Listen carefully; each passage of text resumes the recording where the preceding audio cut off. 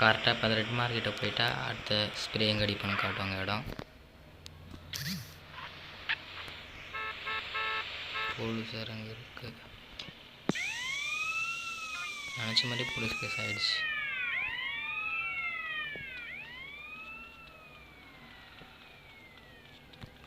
போலீஸ்கார் நல்ல வேலை வரல.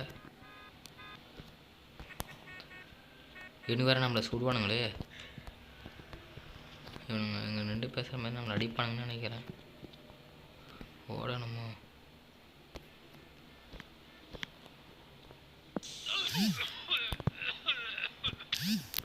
ஐயோ,